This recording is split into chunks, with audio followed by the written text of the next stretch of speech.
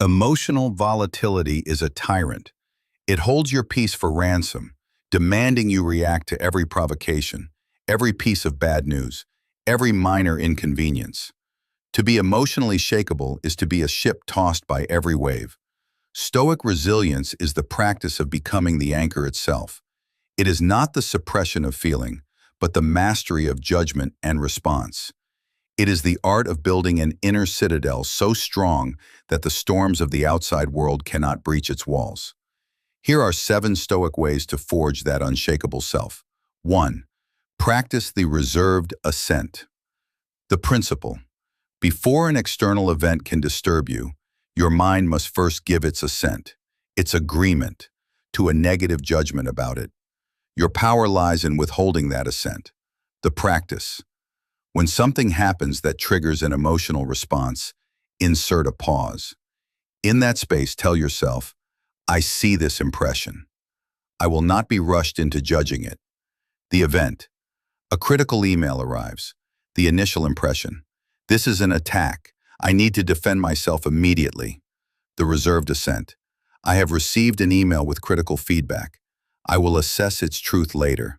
For now, I choose not to be disturbed by it. By refusing to immediately label an event as bad or catastrophic, you rob it of its emotional power. You move from reactor to observer. 2. Internalize the dichotomy of control. The principle: your peace is shattered when you invest emotional energy in things outside your control. The foundational Stoic doctrine from Epictetus provides the ultimate clarity. The practice: make this question your mental reflex. Is this within my control? Not your control. Release these. Other people's opinions, the past, the future, external outcomes, traffic, market fluctuations. Your control: focus here. Your judgments, your values, your efforts, your responses, your character. When you feel anxiety or anger rising, perform this triage.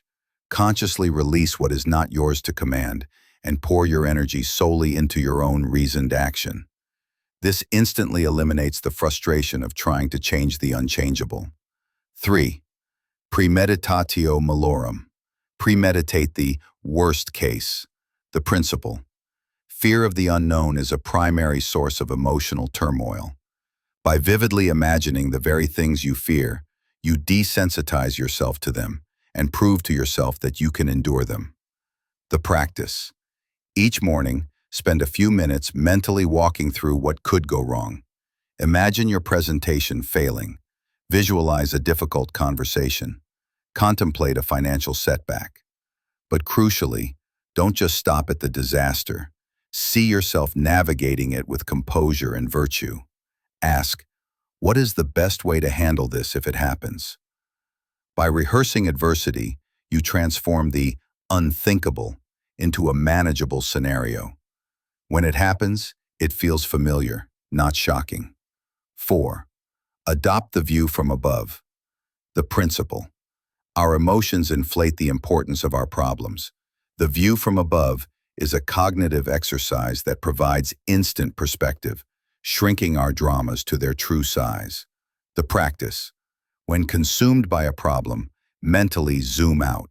See yourself from the ceiling of the room. Pull back to see your city, then your country. See the earth as a pale blue dot in the vast cosmos. Contemplate the billions of people in the vast span of time.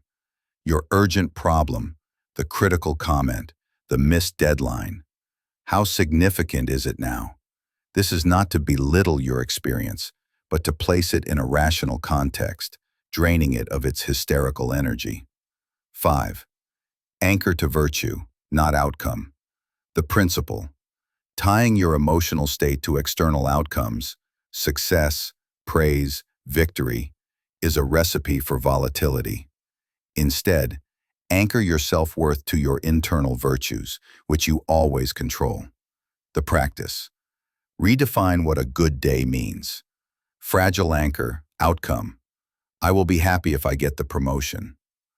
Unshakable anchor, virtue: I will have a good day if I act with courage in my challenges, wisdom in my decisions, justice in my dealings, and temperance in my desires.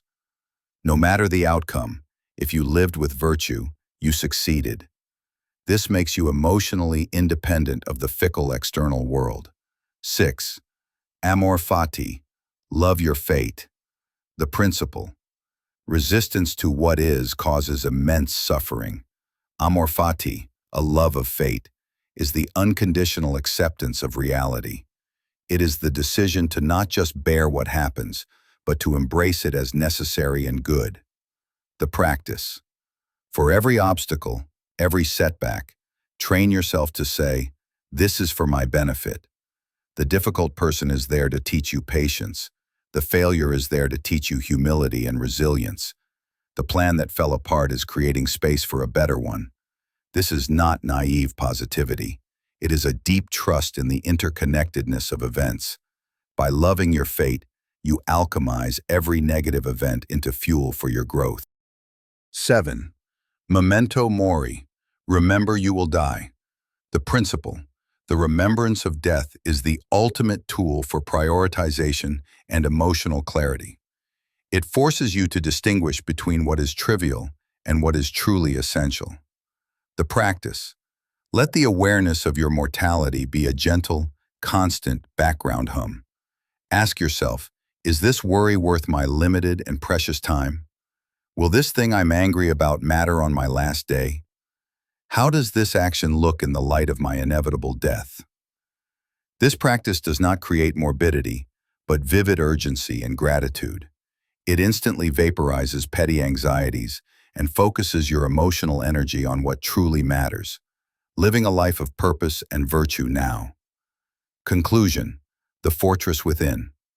Emotional unshakability is not a gift you are born with. It is a fortress you build, brick by brick, through daily practice. These 7 strategies are your tools. Reserved assent gives you the pause to choose your response. The dichotomy of control shows you where to focus your energy. Premeditation prepares you for the storms.